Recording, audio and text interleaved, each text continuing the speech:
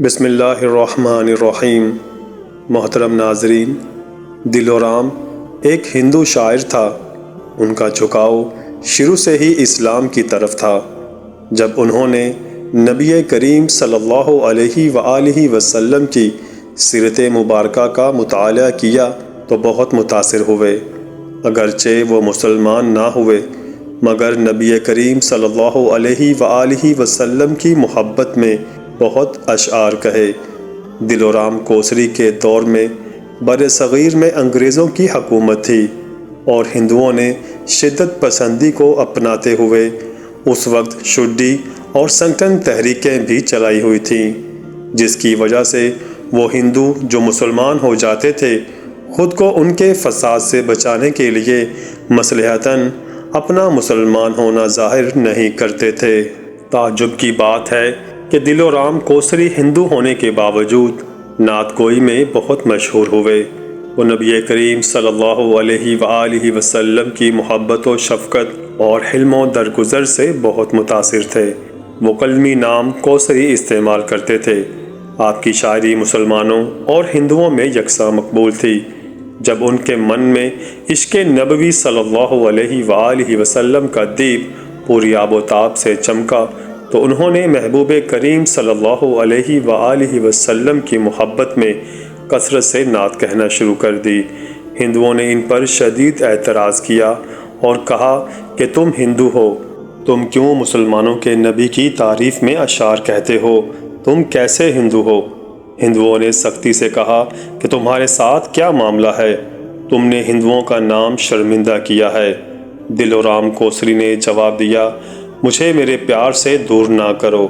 انہوں نے اپنی محبت کی وضاحت میں ایک خوبصورت شعر یوں لکھا، کچھ عشق محمد میں نہیں شرط مسلمان، ہے کوثری ہندو بھی طلبگار محمد۔ یعنی مسلمان ہونے کی وجہ سے سیدنا محمد صلی اللہ علیہ وآلہ وسلم سے محبت کرنے کی کوئی شرط نہیں ہے، اور کوسری تو ہندو ہو کر بھی سیدنا محمد صلی اللہ علیہ وآلہ وسلم کی محبت کا طلبگار ہے۔ دلورام کوسری بہت بیمار ہو کر بستر مرگ پر پہنچ گئے۔ اخبارات اور رسائل کے ذریعے بھارت بھر میں ان کی خراب صحت کی خبر پھیل گئی۔ 28 دسمبر 1931 کی وہ سرد صبح بھی آن پہنچی جب یہ دیوانہ عاشق رسول صلی اللہ علیہ وآلہ وسلم شدید تکلیف و بیماری کی حالت میں تھے۔ نزا کے وقت ان سے محبت و عقیدت رکھنے والوں نے انہیں گھیر رکھا ہوا تھا اور لوگوں کی ایک بہت بڑی تعداد ان کے گرد جمع تھی۔ سارے حاضرین بہت حیران تھے کہ وہ مسلسل دروازے کی طرف دیکھے جا رہے تھے، جیسے کسی کا انتظار کر رہے ہوں۔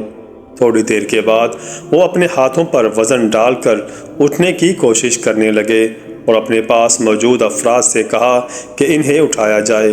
لوگوں نے سہارا دے کر انہیں اٹھایا تو وہ کھڑے ہو گئے۔ لوگ حیرت سے یہ ماجرا دیکھ رہے تھے کہ جو شخص اٹھ نہیں سکتا تھا وہ کھڑا کس طرح سے ہو گیا۔ دلورام آپ دیدہ ہو گئے اور روتے ہوئے کہنے لگے کہ میں نے ساری عمر جس کی تعریف کی ہے وہ آ رہے ہیں۔ سیدہ فاطمہ سلام اللہ علیہا کے مبارک والد آ گئے ہیں۔ حالانکہ میں نے ان کے مذہب کو بھی قبول نہیں کیا، یہ میرے محبوب صلی اللہ علیہ وآلہ وسلم کیسے کمال کے ہیں جو میری تکلیف میں میرے پاس پہنچ گئے ہیں۔ لوگ حیرت میں مبتلا تھے کہ دلورام ایک نہ نظر آنے والی شخصیت سے محو گفتگو ہیں اور ساری دنیا سے بے نیاز ہو گئے۔ دلورام مسلسل روتے جا رہے ہیں اور گفتگو کر رہے ہیں، پھر بآواز بلند کلمہ شہادت کی تلاوت کی اور کہنے لگے، میرے آقا نبی کریم صلی اللہ علیہ وآلہ وسلم، آپ نے مجھے کلمہ سکھایا ہے، اب آپ ہی مجھے اپنی پسند کا ایک مسلم نام بھی عطا فرما دیں۔ میں محسوس کر سکتا ہوں کہ موت کا فرشتہ تقریباً مجھ پر حاوی ہو رہا ہے۔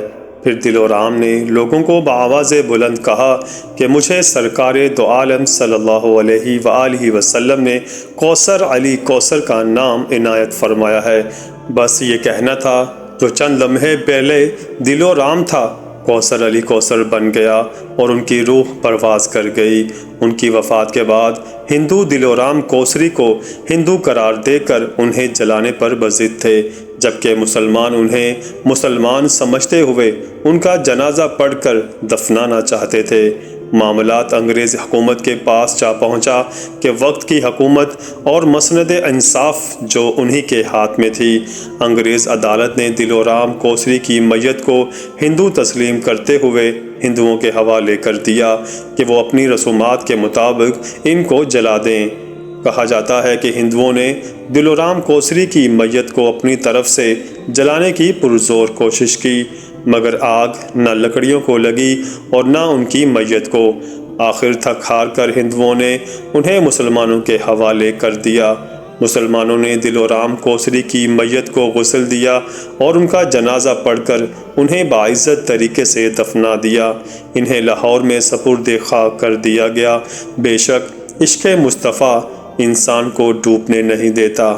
ہم الحمدللہ مسلمان ہیں، ہم کو تو سچا عاشق رسول ہونا چاہیے۔